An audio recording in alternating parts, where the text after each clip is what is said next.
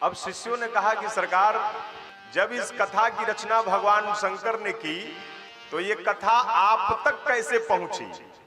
शिव जी ने रचना की, आप ही कह रहे हैं, तो शिव जी की ये कथा आप तक कैसे पहुंची? तो गोस्वामी जी ने मानस में ही बताया कि शंभु किन्ह यह चरित सुहावा, बहुरी कृपा करी ओ मही सुनावा। शंभु किन्ह यह चरित सुहावा, बहुरी कृपा करी ओ मही सुनावा। सोई शिव काग भुसुंड ही दीन्हा, राम भगत अधिकारी जीना। सोई शिव काग भुसुंड ही दीन्हा, राम भगत अधिकारी जीना। तेहि सन जाग बलिक पुनि पावा, तिन पुनि भरद्वाज प्रति गावा। तेहि सन जाग बलिक पुनि पावा, तिन पुनि भरद्वाज प्रति गावा। तिन पुनि भरद्वाज प्रति गावा। तिन पुनि भरद्वाज प्रति गावा। कहा कि भगवान शंकर ने इस कथा की रचना तो की और फिर अपार कृपा करते हुए माता पार्वती को एक कथा सुनाई।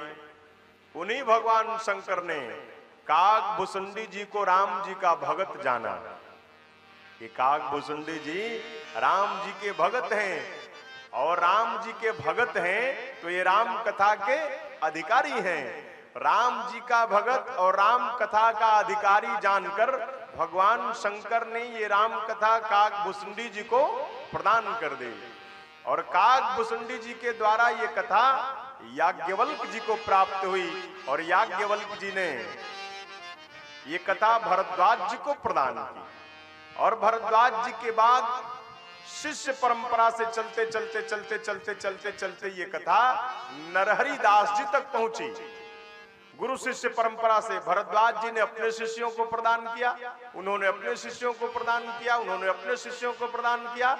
तो ये शिष्य परंपरा से चलते चलते चलते चलते नरहरि दास जी तक पहुंची, और पूज्यपाद गोस्वामी तुलसीदास जी नरहरि दास जी के ही शिष्य थे। गोस्वामी जी कहते हैं, मैं पुनि निज गुरु सन सुने, कथा सुसूकर खेत, समुझी नहीं तसी बालपन, तब अति रहे वो अचेत। गोस्वामी जी कहते हैं कि उसी कथा को मैं पुण्य निज गुरु सन सुनी, कथा सुसूकर खेत। वाराह क्षेत्र में मैंने अपने गुरुदेव भगवान से पहली बार ये कथा सुनी। तो जब पहली बार गुरु जी ने कथा सुनाई, कथा मेरे समझ में नहीं आई। गोस्वामी जी कहते हैं, पहली बार जब गुरु जी ने कथा सुनाई ना, तो कथा हमारे समझ में आई ही नहीं। क्यों? क्योंकि बाल्यावस्था थी, समझ नहीं तस बालपन। बाल्यावस्था थी और मन अचेत था, चैतन्य नहीं था, अज्ञान था, समझ में नहीं आया। तो एक बार जब सुनाने के बाद कथा समझ में नहीं आई, तो गुरुजी ने क्या किया? गुरुजी ने अपने वात्सल्य का परिचय देते हुए, अपने विशाल हृदय का परिचय देते हुए बार बार कृपा किया। तदपि कहे गुरु 12 बारा। गुरु जी ने एक बार नहीं, पहली बार समझ में नहीं आई, कोई बात नहीं, तो गुरुदेव भगवान ने अपार कृपा करते हुए बार बार सुनाया। अब गोस्वामी जी ने लिख दिया बार बार, ये संख्या नहीं लिखी कितनी बार। बार बार मतलब अनेक बार। अनेक बार का मतलब यह है कि जब तक कथा गोस्वामी जी के समझ में नहीं आई गई, तब तक गुरु जी ये कथा सुनाते रहे। तदपि कही गुरु बारही बारा। तो जब बार बार सुनाए गुरुजी और बार बार गोस्वामी जी ने सुना तो समुझ परी कछु मति अनुसार, मेरे मति के अनुसार कुछ कुछ समझ में आया।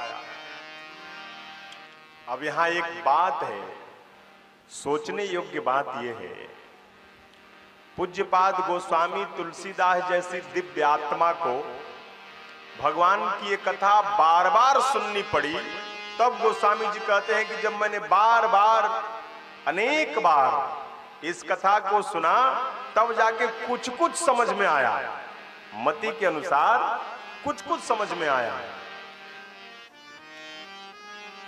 इसलिए मैं आपसे प्रार्थना करता हूं कि एक बार नहीं, जब जब अवसर मिले भगवान की ये मंगलमयी कथा सुननी चाहिए।